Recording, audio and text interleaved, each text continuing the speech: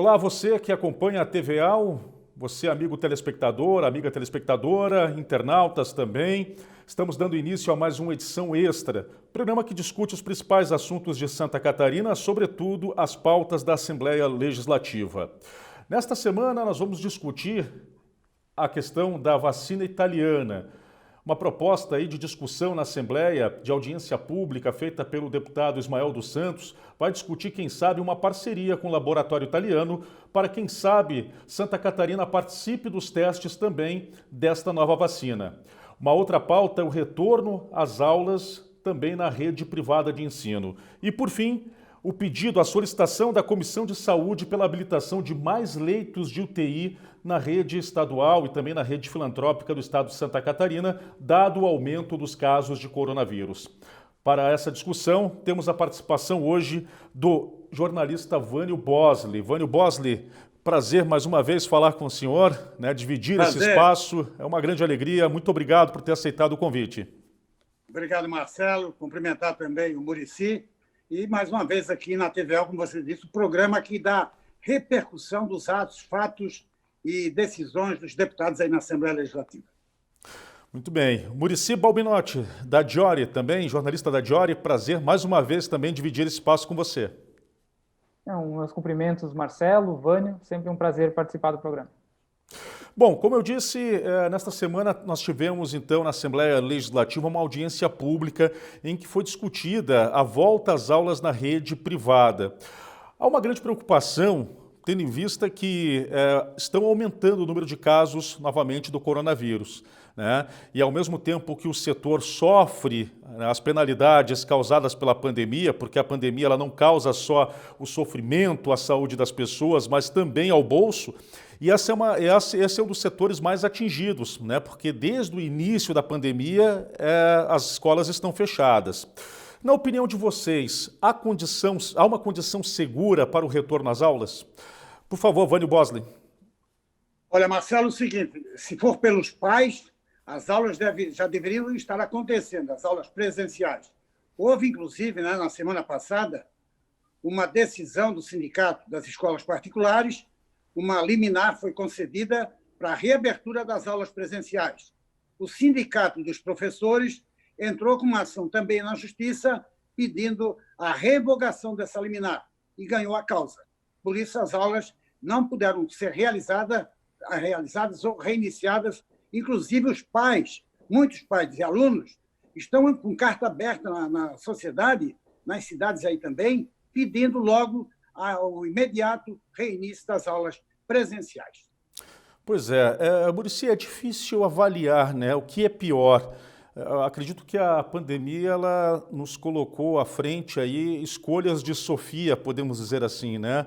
Ao mesmo tempo que se pensa na questão da saúde, se pensa na continuidade da vida, ao mesmo tempo do prejuízo, até mesmo que essas crianças estão sofrendo também ao ficar tanto tempo em casa, longe da escola, por mais que as escolas estejam aí proporcionando o ensino à distância, tentam aí criar algumas ações para que essas crianças não fiquem paradas, mas mesmo assim há um prejuízo no ensino. E por outro também há o risco de contaminação, né? Quem garante que essas crianças, por melhor que seja a imunidade delas, não vão ficar doentes também? E aí, na sua opinião, existe uma forma segura de se retomar as aulas presenciais?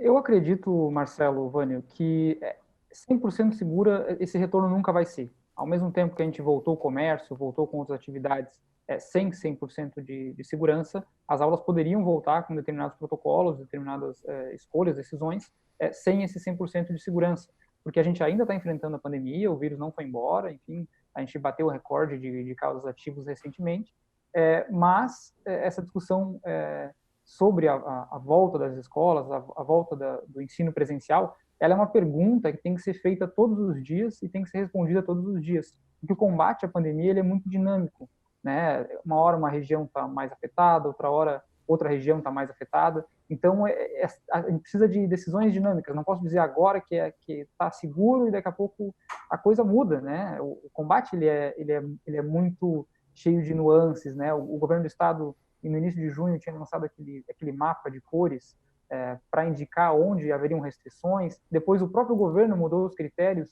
e aí isso mudou as restrições e as liberações para as regiões, né? Mapa de risco. Hoje a gente tem um desenho em que regiões estão classificadas com risco gravíssimo, vermelho, e regiões classificadas com risco grave, laranja. Pelo que o governo decidiu, algumas regiões vão ter aulas presenciais, poderiam ter aulas presenciais e outras não. Então a gente também está criando 2 critérios para os estudantes. Acho que é muito complicado, é uma pergunta que tem que ser feita todo dia. Hoje é muito complicado, a gente está com a pandemia ainda aí. Não, eu acho o seguinte, em relação ao ensino fundamental, até é meio perigoso, porque a rede hospitalar pediátrica de Santa Catarina não teria, por exemplo, unidades de UTIs dispensáveis, indispensáveis para atendimento dessas crianças. Agora, a partir do ensino médio, já há um caso diferente. Eu lembro na cidade de Palhoça, aqui, o prefeito atual, Camilo Martins, ele adotou um sistema nas escolas particulares, principalmente de línguas, de idiomas. 3 ou 4 alunos, 5, dependendo da classe, né, da turma, bem reduzido até 30% dos alunos. E as escolas particulares poderiam adotar, assim como as escolas públicas são defendidas, o retorno é defendido pela Secretaria da Educação, desde que haja, como disse o Muricy, um protocolo municipal de cada região, porque cada região tem as suas diferenças. Veja como é difícil isso, né? Porque, ao mesmo tempo, é claro que se você diminuir o número de alunos em sala de aula, é claro que você reduz a possibilidade de contaminação. Mas, ao mesmo tempo, daqui a pouco você tem 30%, 20% dos alunos, mas como garantir que entre esses 20% também não haverá contaminação? E mais, como fazer a escolha? Quem vai poder frequentar a aula e quem não vai poder também? Porque isso também é difícil, né? Se você tem uma limitação de espaço, como que você vai definir quem tem direito ou não tem direito a frequentar a sala de aula? Entrando ainda, né, nessa seara da dificuldade de enfrentamento, né, da pandemia e da relação com a educação, eu lembro que na primeira vez que o secretário Natalino Gione, secretário de Estado de Educação, se manifestou sobre esse assunto, ele disse que as aulas poderiam ser presenciais quando a região entrasse no risco moderado, que é o azul. Nenhuma região nunca esteve nesse risco. Depois voltou atrás e quando o decreto oficial saiu, dizia que poderia no moderado azul e no alto amarelo ter aula presencial. E agora, recentemente, o governo mudou esse primeiro entendimento para dizer que no grave, no laranja, poderia ter aula presencial. Porque é muito difícil, né? É muito difícil de estabelecer esse critério para a educação. Mas, ao mesmo tempo, o que a gente tem visto de aglomeração e de não cumprimento de decretos também é uma coisa que preocupa. Não adianta a gente deixar em casa a criança não permitindo que ela vá para a escola, para que ela não se contamine na escola e não traga esse vírus para a família, e essa criança estiver na praia, estiver num restaurante, em algum lugar, e que ela também corra risco. Então, acho que são 2 pesos, 2 medidas que acabou prejudicando muito a educação. Eu acho que, por exemplo, a região do litoral catarinense, que é esplendorosa em praias, o ensino presencial seria até meio perigoso também, dado que pessoas de fora, turistas que vêm para a cidade aqui, que vêm para os balneários, a gente não sabe se as pessoas estão infectadas ou não, as crianças também vão à praia, então, realmente, no litoral é um fator risco. Inclusive, um médico infectologista me disse essa semana que, se depender dele, por exemplo, não haveria abertura das aulas presenciais nas regiões do litoral por causa desse fenômeno da pandemia, que seria ultramente perigoso. É claro que nós não podemos querer que a vida pare como um todo, né? A vida precisa continuar, né? As pessoas precisam trabalhar, precisam estudar, precisam ao máximo enfrentar essa situação, muito embora seja uma situação atípica, né? O mundo viveu isso na época da gripe espanhola e olhe lá. Nós precisamos sim também tentar ter uma adaptação nesse momento, ao ponto de daqui a pouco não ter uma quebradeira geral, mais do que já está acontecendo. Mas ao mesmo tempo é óbvio que quando se tem uma flexibilização, é óbvio que algum impacto vai ter, né? E aí eu volto à questão, qual é a segurança disso, de ter aluno em sala de aula e não ter contaminação ou aumento no número de casos? Olha, você está dentro da sala de aula, né? Em qualquer local que você frequente, no teu dia a dia, na tua casa, por exemplo, há o risco de contaminação. Agora, o sistema remoto está demonstrando em várias atividades profissionais e também sociais de que ele é valioso e tem resultados idênticos ao presencial. Veja só, a Assembleia Legislativa até hoje vem tendo um papel de protagonista em várias ações lançadas contra a pandemia, a favor do tratamento da pandemia, e as suas sessões virtuais têm demonstrado de que o trabalho pode ser esplendoroso, o trabalho pode ser com resultados positivos e gratificantes para a sociedade. Eu acredito que essa discussão sobre educação ela chegou um pouco tarde, né? A audiência pública ela é muito importante, ela trouxe grandes avanços, né, em discussões para o setor. Nessa semana, inclusive, a Secretaria de Saúde, por meio do secretário André Mota, anunciou que as escolas particulares vão fazer parte do COIS, que é uma coisa importante, né? Trazer elas para se discutir, né? Já deveriam ter participado desde o início, né? Como você mesmo falou, é tardia. Sim, já deveriam ter participado desde antes, né? Eu acho que a educação era um setor muito delicado, então as escolas particulares poderiam ter entrado no COIS depois. Eu acho que isso seria uma coisa que seria natural, em junho, julho, ali, poderiam ter entrado depois, mas em algum momento elas deveriam ter entrado, né? Hoje, discutir educação, a volta das atividades presenciais, me parece muito complicado, por dois motivos. O primeiro deles é que a gente está se aproximando do final de novembro, com um ano totalmente afetado. Daqui a pouco a gente está vendo Natal, está vendo virada de ano. Então, que calendário de educação vai ser esse? A gente já está chegando no próximo ano, né? Então, esse ajuste de calendário é uma coisa muito difícil. E a segunda coisa é que a pandemia está atingindo picos agora. Nós batemos o número de casos ativos recentemente.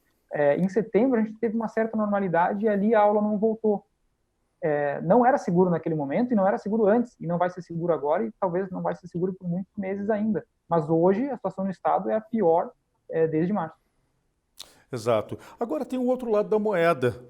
Como salvar esse setor?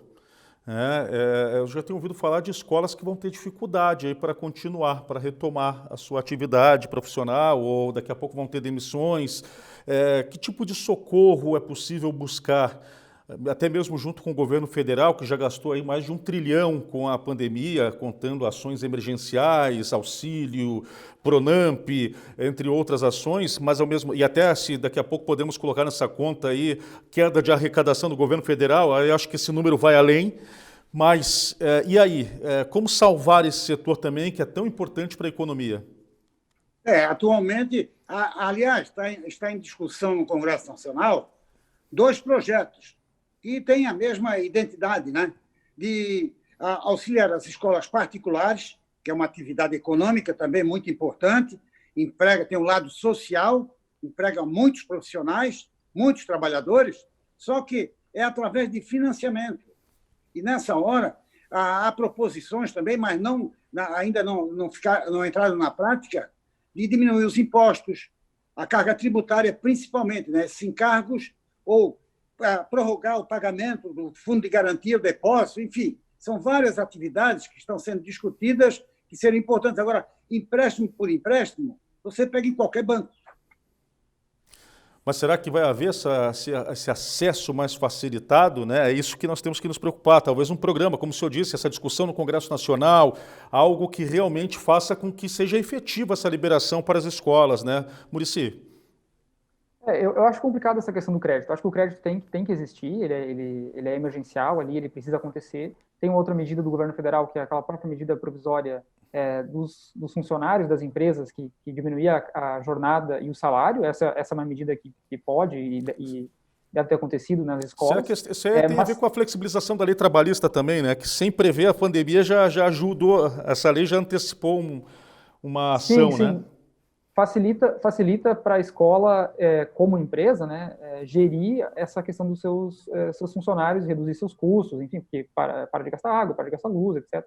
Mas muitas escolas têm um custo fixo ali mantido, tem a parcela dos salários dos funcionários, outros custos físicos que são mantidos, e para isso o crédito ajuda muito. Mas, além disso, precisa manter essa ajuda para as escolas a longo prazo, porque a pandemia ela trouxe um impacto financeiro muito grande para as pessoas. Teve um período de desemprego muito grande para as famílias, o auxílio emergencial está sendo pago hoje, mas daqui a pouco, quando sair essa muleta da economia, a economia deve patinar, deve ter uma dificuldade para retomar, e a escola particular ela vive dessas mensalidades. Pessoas hoje que estão na classe média, alunos, pais, mães, têm filhos hoje em escolas particulares e que perderam renda, imagino eu que, naturalmente, para o ano que vem, talvez coloquem numa escola pública que não terão condições de pagar. Então, isso talvez seja uma questão muito importante para manter um auxílio, e aí isso pode vir com crédito tributário, com prorrogação de recolhimento de impostos, porque eu acredito que as escolas vão sentir isso por muito tempo ainda. E você está prevendo também o aumento de custo também na rede estadual de ensino, né? A partir do momento em que há essa migração da escola particular para a escola pública, é óbvio que há um impacto público nisso. Vânio. Olha, antes me permita só falar, o governo já vem dando um auxílio financeiro que é para os trabalhadores, né, que eles têm direito, né, uma parcela significativa do salário, até 70%, pagos pelo governo federal. Só que o prazo termina dia 31 de dezembro. Tem que ver dali para frente como vai ficar em função da situação da economia do Brasil, que é muito difícil já. Bom, na outra questão, aliás, ainda nas escolas particulares, há o seguinte, o próprio Ministério Público catarinense encabeçou uma ação judicial em que as escolas tiveram que negociar com os pais dos alunos um pagamento reduzido da mensalidade durante todo o período em que não houvesse aula presencial. E foi realizado com praticamente 99% das escolas particulares entraram nessa negociação e reduziram os custos. Só que não puderam reduzir, é claro, os salários e os encargos sociais, principalmente, né? Muito bem. Olha, você está acompanhando a edição extra. Hoje, enfim, começamos discutindo sobre essa questão da volta às aulas ou não e os riscos e o que representa toda essa discussão frente à pandemia.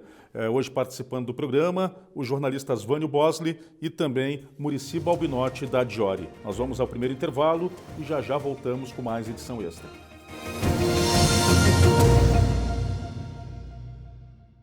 Estamos de volta com a edição extra desta semana.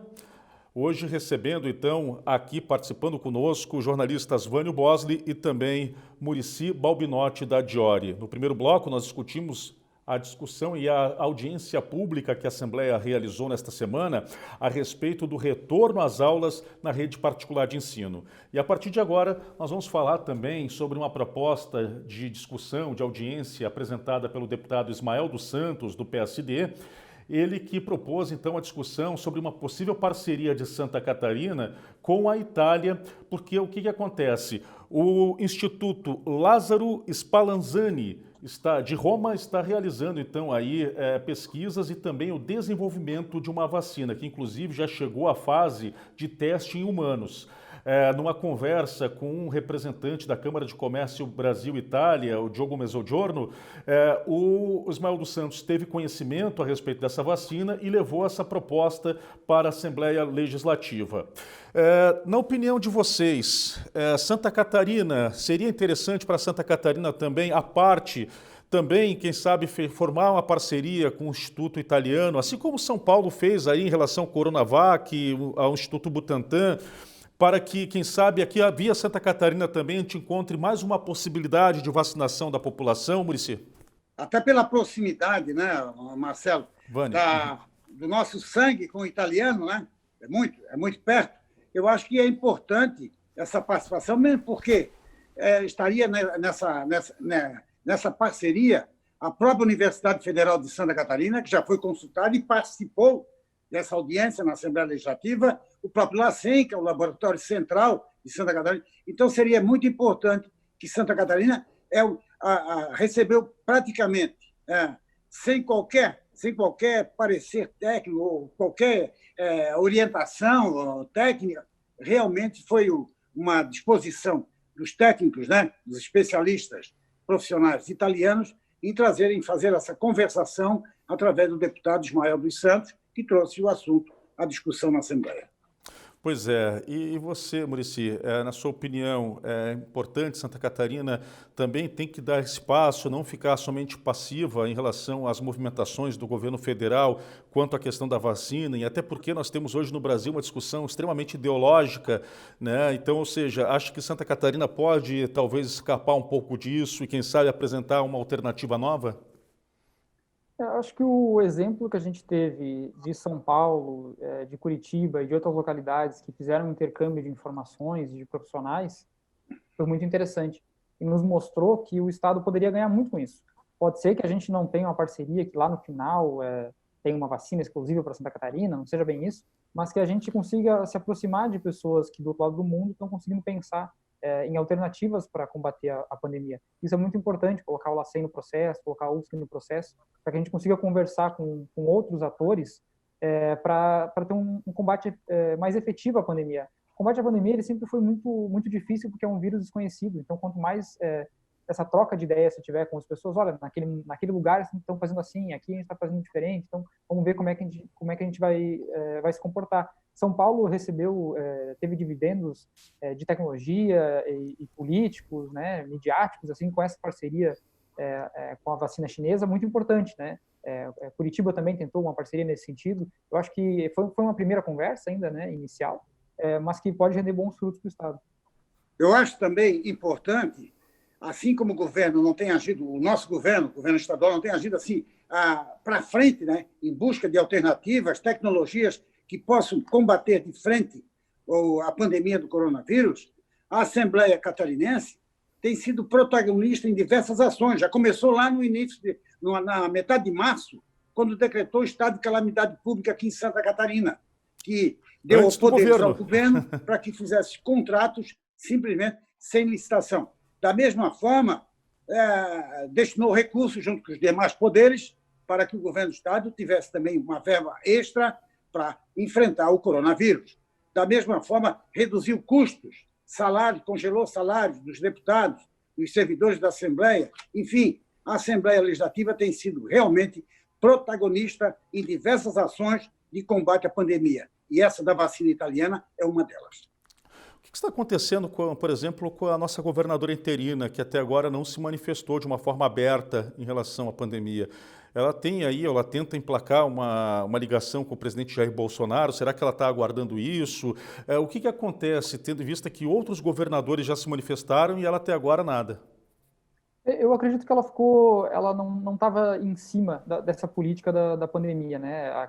Essa questão do combate no governo estadual, ela ficou muito em cima da Secretaria de Saúde, ali no COIS, com aqueles agentes que estavam ali, tem o GRAC também, que é uma outra instituição, mas que também atua no combate à pandemia, e ela não se envolveu, o nome dela não teve junto ali, então eu acho que ela está se inteirando, ela está aproveitando essas primeiras semanas na frente do governo do estado para entender como as portarias estavam atuando, como os decretos estão funcionando e qual o grau de pandemia que a gente está tendo para poder se manifestar nesse sentido. Ela já declarou que apoia um tratamento mais cedo, e é o que ela tem feito, né? Porque ela está, nesse momento, com Covid, né? Está em casa, está reclusa, está seguindo as recomendações médicas, e é isso que ela defendeu desde sempre ali, né? Desde que assumiu o governo.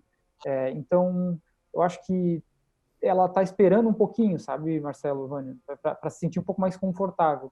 Ela sinalizou no primeiro momento que poderia trocar o secretário André Mota, depois ela desconversou e posteriormente confirmou o nome do secretário André Mota.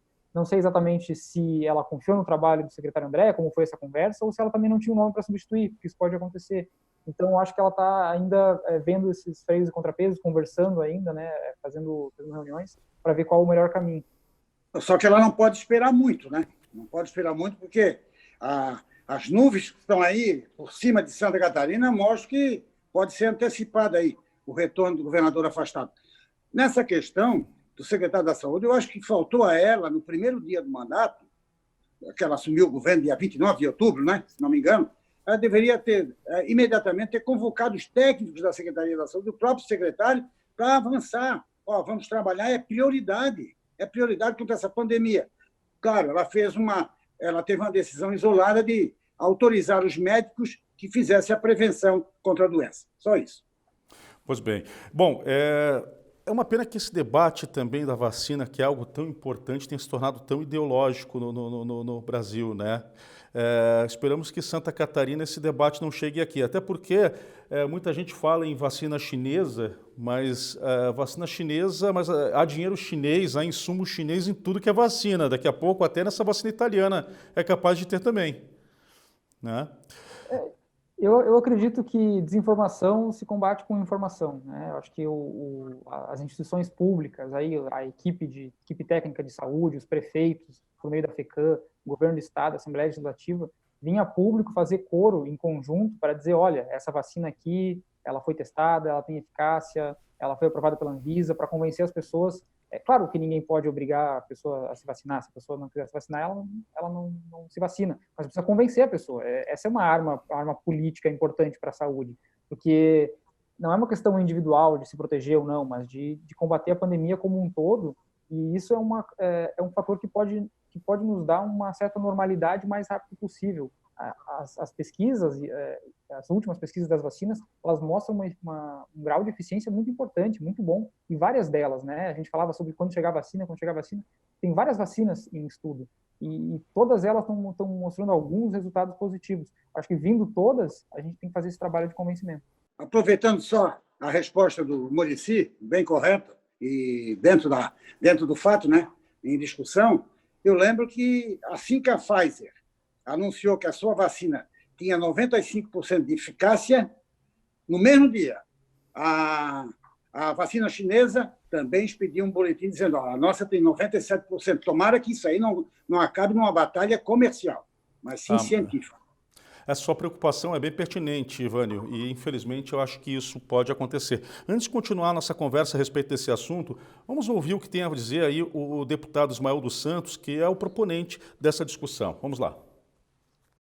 Surgiu a ideia de provocarmos essa reunião com a Comissão de Saúde do Parlamento Catarinense para que pudéssemos entender quais são as etapas das vacinas que estão sendo desenvolvidas na Itália, qual é o desenvolvimento, a eficácia e a probabilidade da parceria por várias razões que eu coloquei aí na proposição, não só pela possibilidade de estar subsidiada pelo governo italiano, fazendo com que haja um custo menor no que diz respeito às demais indústrias farmacêuticas que têm apresentado seus produtos em todo o mundo, mas também por essa ligação fraterna de Santa Catarina com a Itália, sabendo aí que pelo menos 60% da população catarinense tem ascendência italiana.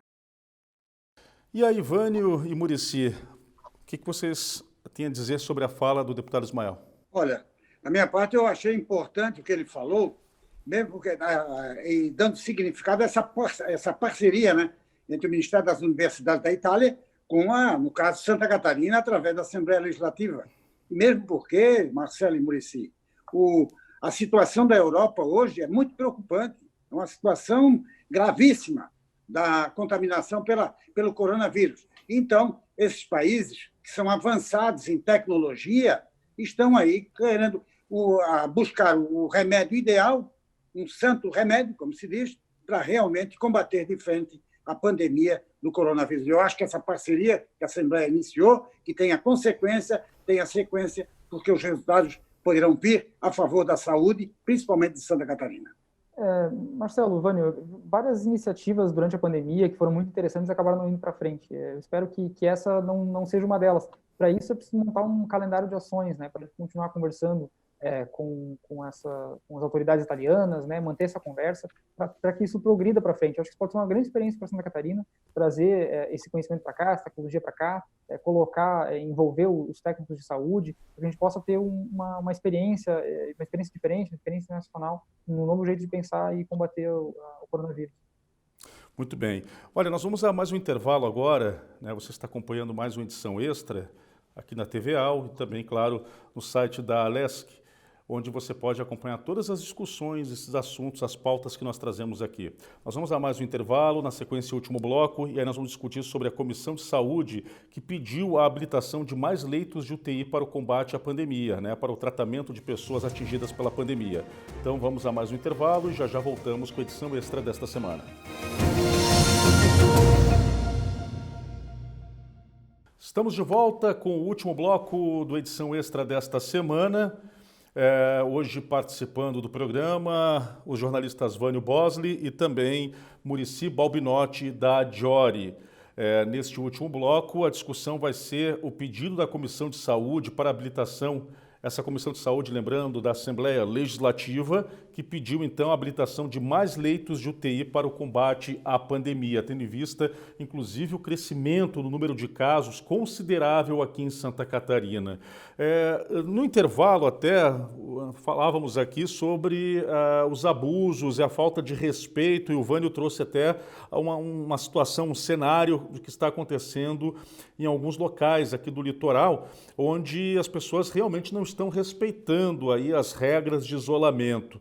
Eu vou começar por você, Vânio, né? É preocupante, porque ao mesmo tempo em que se percebe que precisa de mais leito de UTI, que os hospitais precisam de mais espaço para atender as pessoas, mas ao mesmo tempo ainda há uma parcela da população que parece que está vivendo em épocas de normalidade, que não tem pandemia. É uma grande maioria, infelizmente. Eu moro num balneário do norte da ilha e é muito movimentado durante a temporada. Por exemplo, o protocolo da Secretaria da Saúde permite, da Prefeitura Municipal, permite que você vá à praia, tome o seu banho e volte para casa. Não pode se aglomerar na areia da praia. Fica todo mundo, sabe? E tem aqui no norte da ilha também uma praia chamada Tinguá, que não é aqui, é em Governador Celso Ramos, que sábados e domingos se aglomeram ali mais de 500 lanchas. Elas ficam ancoradas uma perto da outra e vira uma balada coletiva à vontade. Então, quer dizer, aqui em terra, vamos dizer, né, nós não podemos ter balada, nem festa, nem confraternização. Mas no mar eles vão à vontade, sabe? Então, realmente é um afrouxamento, uma falta de cuidados, né, de responsabilidade, um afrouxamento real de pessoas que estão buscando. E outra coisa, durante a temporada agora, depois do Natal, tem pessoas de fora para cá e você vai cumprimentar, quer dizer, não sabe se a pessoa está contaminada ou não. É outro grau de risco colocado pela área médica aqui de Santa Catarina. Essa questão dos leitos, ela é preocupante e ela precisa ser bem avaliada. Mas a gente precisa entender antes de falar sobre os leitos em si, que o leito de UTI ele é a última proteção contra a Covid. Antes do leito de UTI tem o leito normal, antes do leito normal tem o tratamento em casa, antes do tratamento em casa tem não pegar a doença, é uma coisa muito importante. Quer fazer um tratamento precoce? O melhor tratamento precoce é você ficar em casa o máximo que der, não se aglomerar, sair só para ir para atividades essenciais. O combate à pandemia ele começa ali, ele pode terminar, você pode expandir as redes de UTI, botar milhares de leitos de UTI pelo Estado, mas se não houver esse cuidado inicial, lá na frente vai estourar. Então, é claro que tem que ter habilitação, tem que ter esse trabalho nos hospitais, mas esse trabalho precisa começar em casa, precisa começar no cidadão, o cidadão não está respeitando, o número de casos ativos mostra isso, que o combate à pandemia tem falhado, e muito por causa da falta de responsabilidade das pessoas. Mas entrando nesse assunto da habilitação de leitos de UTI, esses leitos de UTI eles foram habilitados. O Estado saiu de 800 para 1.550 na metade de setembro, e a habilitação desses leitos é feita pelo Ministério da Saúde, e essas portarias elas são de 30, 60, 90 dias, e quando se encerra isso, muitas vezes o Ministério da Saúde não renova, e às vezes o Estado fica esperando o Ministério da Saúde, o Estado também não assume o pagamento desses leitos, e esses leitos são encerrados, né, e o hospital não recebe a remuneração relativa a esse leito e acaba fechando. Dos últimos 60 dias aqui, foram fechados mais ou menos 150 leitos, esse é o cálculo. A Secretaria da Saúde estima que possam ter mais leitos, mais de 230 leitos fechados, e aí compensa com os leitos que foram habilitados nesse período. Mas a gente perdeu leitos nos últimos tempos. Hoje, o número de leitos que a gente tem hoje ativo em Santa Catarina é menor do que a gente tinha em setembro, do que a gente tinha em agosto. E isso os dados abertos da Secretaria de Saúde, não tem como contestar. A habilitação tem que acontecer de novo, o secretário já falou que ele tem a intenção de manter, e inclusive porque a gente vai ter não só o combate da pandemia daqui para frente, mas também o combate contra as doenças. Tem uma fila de cirurgias eletivas que a gente achava que ia começar a andar agora, mas a pandemia não está permitindo. Então, é um ponto preocupante. Eu acho que o Estado pode ser mais protagonista e assumir o financiamento desses leitos que o Ministério da Saúde não está financiando. Lembrando que o Estado chegou até a perder um prazo aí para reabilitação de leitos. Isso afetou o Hospital do Oeste, afetou alguns outros hospitais de outras regiões. Depois correu atrás para resolver, para tentar aí consertar um erro gravíssimo, ainda mais em época de pandemia. E, inclusive, caiu na conta de alguns municípios, essa conta aí no período em que ficou sem os leitos habilitados. Agora, o interessante também é de como você mensurar a necessidade desses leitos, né? Ao mesmo tempo, a saúde é sempre uma dificuldade para o gestor público, Primeiro porque você não tem como mensurar quem vai ficar doente, quantas vezes ficará e do que ficará, né? Aí se tratando de uma pandemia dessa também. Talvez faltou o quê? Uma estruturação maior do governo, uma organização maior para definir, por exemplo, pontos de referência, né? Quais hospitais realmente podem receber essas pessoas, para aí poder ter uma aplicação melhor desse recurso? Olha, da minha parte, eu acho que o governo não tinha assim, noção de que essa pandemia ia demorar tanto. Parece que ela veio seguindo com a marca registrada de tal dia vai terminar a pandemia. Como houve combate, né, de facilidades com a gripe influenza, diversas enfermidades aí que aconteceram em grande quantidade aqui no Brasil, claro, também em Santa Catarina. Só que ela veio diferente, o vírus diferente, muito grave, terrível esse vírus. E, claro, veja só, hoje nós estamos com um quadro de contaminação do coronavírus, pessoas doentes que podem precisar de UTIs. Os quartos de UTI hoje em Florianópolis, vamos dizer, na grande Florianópolis, eles estão reduzidos a praticamente 20% de situação legal, normal, para ser acolhido, para acolher os doentes. E chegou num nível de quase 80%, claro, fruto, aqui na grande Florianópolis, daquele feriadão de 12 de outubro e, em seguida, de finados. E também, né, houve um relaxamento durante a campanha eleitoral em termos de fiscalização, isso é verdade. Pois é, e agora no pós-campanha, na opinião dos senhores? Acha que aí, passada a campanha, começa a endurecer de novo? Essa é uma questão complicada, né? Acho que depende um pouco de cada prefeitura e do trabalho que cada prefeito foi fazendo, né? Eu disse alguns programas atrás que a eleição municipal poderia, em algumas cidades, ser até um plebiscito sobre como o prefeito se comportou em relação à pandemia e o que o eleitor gostaria que se fizesse, né? Eu acho que a população participando desse processo é muito importante. Eu conversei com um prefeito algumas semanas atrás e ele me disse algo mais ou menos assim: se tem um problema de enchente na cidade, você vê onde encheu, né? Se você tem um problema de seca na cidade, você sabe onde atacar. Mas o vírus, você não consegue enxergar. Ele é um problema invisível, né? É super difícil de combater, super complexo, uma coisa nova que não se tem muitas informações. Então, é um combate que ainda vai demorar. Eu acho que teve esse atraso nas eleições, né? Esse adiamento das eleições, que resultou num período pouco curto de transição para os governos. Desejo muito boa sorte para os prefeitos, acho que aproveitam, estão correndo contra o tempo agora, aqueles que se reelegeram, parabéns, continuam com o trabalho, e aqueles que vão assumir precisam, quanto antes, acelerar esse processo para que o combate à pandemia vai ser a primeira coisa, consumir prefeituras com problemas financeiros e tendo que realizar gastos muito importantes num setor complicado como é a saúde. Será um desafio em tanto. Uma outra preocupação que eu tenho, e que não só eu, mas enfim, é sobre os profissionais.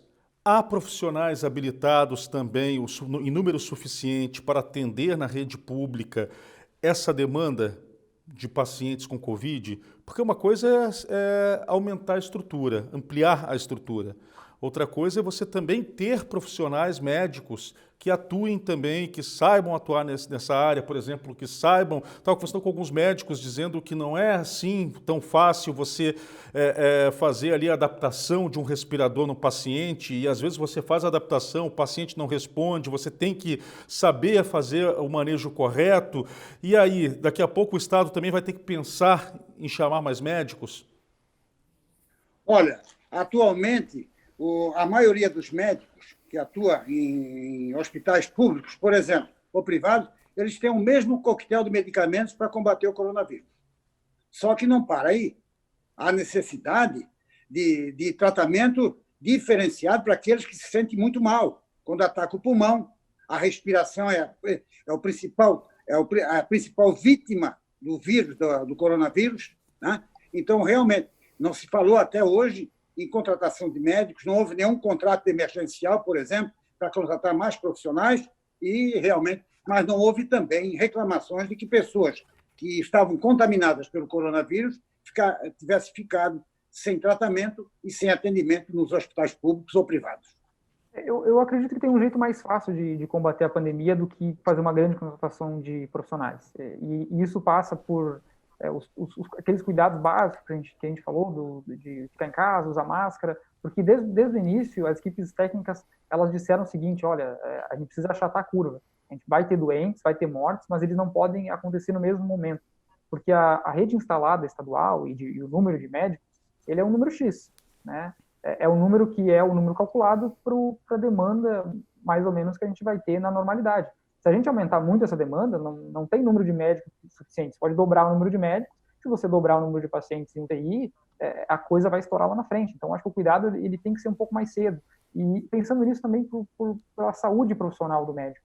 A gente está voltando agora numa normalidade, com comércio aberto, assistindo futebol, o futebol voltou e tal. Mas as unidades de saúde elas estão num momento muito complicado, apesar de conhecer já a doença, de tratar já a doença, está chegando paciente, está morrendo paciente, essa é uma rotina que é cansativa, sabe? As férias dos profissionais de saúde foram canceladas, as condições de trabalho são muito difíceis, muitos deles já pegaram a doença, passaram, tem muito medo de passar para a família, então é complicado para o ser humano, inclusive. Eu acho que o combate à doença tem que ser mais cedo. Claro que se você tiver um reforço de profissionais, inclusive para revezar, para atender em mais horários, vai ajudar. Mas acho que o foco poderia ser um pouquinho antes, né?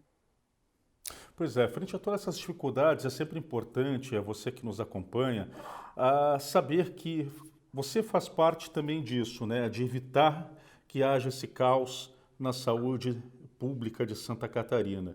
Tendo em vista que, a partir do momento em que você cumpre com todos os requisitos, enfim, com todas as orientações, com certeza você vai ser uma possível vítima a menos. Vítima, eu digo no sentido de pegar a doença, ter que se tratar, às vezes precisar do atendimento público, e isso com certeza gera gasto e também, claro, fora o prejuízo à sua saúde. Então é muito importante sempre cumprir aí com os protocolos, com as orientações. E até voltando um pouquinho ao assunto do bloco anterior, né, até o Vânio falou sobre a questão do pessoal que está aí com as lanchas, né, enfim, fazendo festa, mas qual é o critério para definir também que local é seguro? Por exemplo, nós temos bares e restaurantes funcionando, e ao meu ver tem que funcionar, né? Eu acho que eles estão aí atendendo a todos os protocolos de segurança. Nós temos aí o pessoal com muita responsabilidade, porque sabem das dificuldades que eles passaram, dos prejuízos enfrentados pelo setor de serviços, de comércio, fora outros setores também, mas enfim. Mas, ao mesmo tempo, por exemplo, quando você vê uma proibição das pessoas entrarem na faixa de areia de uma praia, eu fico pensando, ou entrarem num parque, eu fico pensando, onde será que tem o menor risco de contaminação? Será que é numa praia, céu aberto, numa praça, ou você está num ambiente fechado? Né? Qual é o critério que deve ser usado para definir isso? Repito, não sou contra o funcionamento do comércio, do restaurante, tem que funcionar, porque senão daqui a pouco nós vamos ter aí uma outra dificuldade muito grande a mais, que é o desemprego, mais empresas quebrando, isso não pode acontecer, mas ao mesmo tempo, será que daqui a pouco também esses espaços públicos não podem ser adaptados para receber melhor essas pessoas? Olha, eu compreendo o seguinte, em termos de ambiente fechado, eu acho que o mais seguro é dentro da nossa casa, né? Porque a gente já vive num ambiente familiar, acostumado, claro, as pessoas também saem para ir num supermercado, numa farmácia, enfim. Mas eu acho que o ambiente fechado. Agora, o que mais atrapalha e vem aumentando a contaminação é aquele dizer das pessoas de que estou apavorado de tanto isolamento, não seguro mais, eu não pego, eu não vou pegar. E daí começa a sair a relaxar, sabe? Não se preocupa com a sua saúde, com o perigo que está ali ao seu lado, iminente. Agora, claro, tem que haver, né? Tem que haver, primeiro, educação da população. Eu vou na praia, como você disse, a faixa de areia não pode. Pode tomar o banho, que é mais seguro, mas não saio. Fica sentado num banco de areia, ali numa cadeira, na praia, o dia inteiro, sabe? Com aglomeração, pessoas disputando o local para botar a sua cadeira também, botar a sua toalha para deitar. Enfim, as pessoas relaxarem. Começa a chamar, né? Que jornalista apavorante, porque está sempre dizendo bota máscara, use álcool gel. Mas não realmente o cuidado, captar, né, aquela mensagem que os médicos falam, as autoridades sanitárias principalmente, e também aqueles que são porta-vozes para as comunidades e para as pessoas qualquer que sejam elas. Tem um número, Marcelo e Ivânio, que é muito importante da gente ficar em cima e entender, que é aquele número do RT, que as equipes de saúde calculam baseado em quantas pessoas uma pessoa contaminada contamina, né? O vírus passa para quantas pessoas a partir de um doente. Esse é um cálculo-chave para a gente entender o que pode ou o que não pode. É claro que eu não vou dizer aqui, criar uma regra para dizer o que pode e o que não pode, mas esse é um número muito importante para a gente entender, porque uma coisa é sair de casa e outra coisa é sair de casa e ir numa aglomeração. Você pode sair de casa, ir ao mercado, ir à farmácia, ir num restaurante, tendo contato com poucas pessoas, uma por vez, se encontrando pouco numa mesa, restrito, no canto. Agora, um evento é um evento que reúne muita gente. Se você está com um vírus e não sabe, você pode ter ido no restaurante, no mercado, passado para uma, duas pessoas. Se você vai num evento muito grande, você pode passar para 40. Então, eu acho que esse é um cálculo muito importante, a diferença de aglomeração e de sair de casa para fazer uma atividade normal. Você pode ir para a praia, olha, o nosso litoral é grande, ele é lindo, dá vontade de ir mesmo. Se você procurar uma praia, algum cantinho isolado, ou uma praia meio isolada, procura um cantinho lá que você fique longe das pessoas. A gente viu imagens ali no sul do estado, as pessoas estavam na praia, mas estavam na aglomeração, né? Então, elas estavam todas reunidas com uma distância, 30 centímetros uma das outras. Acho que esse é um ponto bem chave para entender o ritmo da doença. Porque você tira a potencialidade de risco quando uma pessoa que está doente, não sabe, passa para uma ou duas, do que passa para 40. Eu acho que essa é uma regra interessante para entender o que pode e o que não pode fazer. Essa ponderação do município é importante, quer ver? Da aglomeração de uma pessoa transmitir para outra, para outra, para outra. Veja só o exemplo dos times de futebol no Brasil, que vivem coletivamente.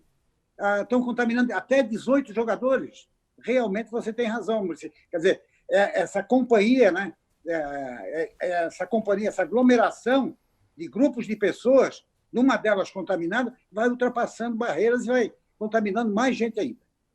Pois é, sempre se apegar a detalhes. E vocês acham que a população ela se apegou nesse pleito que passou agora mais a quem defendeu mais a vida, podemos dizer assim, apesar que todo mundo defende a vida, mas quem ficou mais do lado da prevenção do que do lado, por exemplo, da questão comercial? Houve uma taxa recorde de reeleição, né? Isso nos dá algumas pistas do que o eleitor estava pensando. Um pouco mais de 70% dos prefeitos que tentaram reeleição conseguiram em Santa Catarina. E isso numa faixa linear de todos os partidos. Então, PSDB, PL, PSDB, PT, não importa o partido. Os que tentaram reeleição tiveram ou conseguiram ou ficaram quase ali para conseguir reeleição. E aí eu tendo a entender que o eleitor entende que o país está numa crise, que o município está numa crise, e ele não quer fazer mudanças profundas. Eu acho que agora não é o momento de fazer mudanças profundas. Uma transição na gestão, ela pode ser muito complicada. Eu acho que o eleitor, ele se sentiu um pouco acuado de fazer uma escolha, de fazer uma mudança, porque é difícil fazer uma mudança no município, ao mesmo tempo em que o prefeito, muitos deles, durante a pandemia, durante o combate à pandemia, eles apareceram muito. Fizeram lives, apareceram na imprensa, apareceram como líderes ali tentando combater, e isso deu uma visibilidade para eles. E aí, um terceiro motivo seria a falta de tempo que a gente teve para discutir propostas, né? A eleição ela foi adiada, o tempo de campanha também foi encurtado, então eu não sei quanto foi efetivo a discussão de propostas, os debates. A gente quase não teve debates nas grandes cidades, então acredito que isso ajudou o eleitor a manter aquele que já estava na prefeitura, independente do partido ou até da ideologia dele. Eu acho que o eleitor foi um pouco comedido, tentou deixar as coisas mais ou menos como estavam, para não criar uma grande ruptura.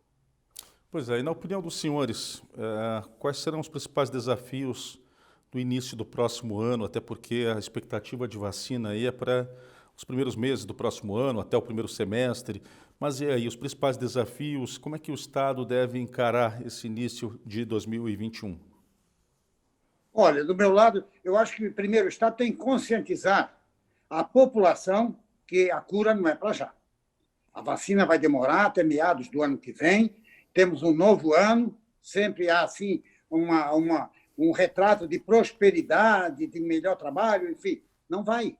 Essa pandemia, se continuar, nós vamos ter esse ritmo de vida com várias restrições de comportamento, várias restrições de trabalho, vários modelos de união familiar, por exemplo, que foi uma coisa nova, sabe? As pessoas agora ficam mais dentro de casa. Então, eu acho que o governo tem que dar essa consciência, essa mensagem de otimismo e procurando fazer valer o otimismo do governo, a sua mensagem, com trabalho, com oportunidades, para não deixar as pessoas para baixo. Porque a maioria das pessoas hoje acha que já morreu. Eu falei essa semana com 2 pacientes que tiveram coronavírus em UTI. Um deles me disse o seguinte: olha, eu não peço para ninguém, eu passei pela hora da morte, praticamente ressuscitei na UTI. Eu acredito que o 2021 vai ser um ano chave, tanto para o governo do estado quanto para as prefeituras, porque vai ser um ano em que vai ser permitido que os executivos gastem mais com saúde, que eles investam mais com saúde, com equipamentos, com unidades hospitalares e com profissionais. Eu acho que esse pode ser um grande momento do poder público dar uma guinada por baixo e começar a atuar na saúde pública, na saúde da família, nas unidades básicas de saúde, para ficar mais próximo da população e entender como é que está a saúde do catarinense, enfim, do brasileiro hoje. Teve uma pesquisa do IBGE, da PNAD Covid, que saiu recentemente, que apontava que 1 em cada 5 catarinenses tinha uma comorbidade. E aí, eu estou falando assim, tem comorbidades, por exemplo, como diabetes, que elas são hereditárias, mas que você precisa de um tratamento efetivo. Tem outras comorbidades como obesidade, hipertensão, o grupo de risco como idosos. Eu acho que é um cuidado que você tem que ter sempre, porque daqui a pouco aparece uma outra doença, aparece um outro problema, e você tem uma população que está desprotegida. Eu não sei se vocês conhecem, mas eu conheço pessoas, assim, pessoas próximas, às vezes tem hipertensão, tem uma diabetes e não se cuidam, não se alimentam direito, consumo de álcool, tabaco em demasia, sabe? Eu acho que o cuidado com a saúde talvez seja um grande legado da pandemia e eu gostaria que isso acontecesse. Que o cuidado com a saúde fosse um pouco mais sério, sabe? Chegasse um pouco mais cedo para tratar essas doenças lá no início. Teve muita gente que morreu de Covid que tinha comorbidade. Se tivesse tratado direito, se tivesse acompanhado, se tivesse se alimentado direito, feito exercício físico ao longo da sua vida, tivesse levado mais a sério a saúde, poderia ter sobrevivido.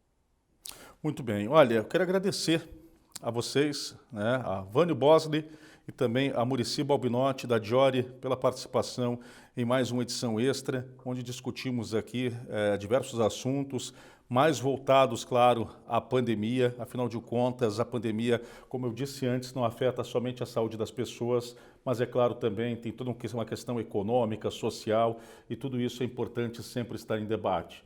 Quero agradecer a você também, que nos acompanha aqui na TV AL e também na internet. Programa Edição Extra, todas as semanas, trazendo pautas importantes para você do Parlamento Catarinense, dos assuntos que a sociedade catarinense precisa e discute. Um grande abraço a todos, mais uma vez obrigado a todos, ao Vânio e também ao Muricy, e até o nosso próximo encontro.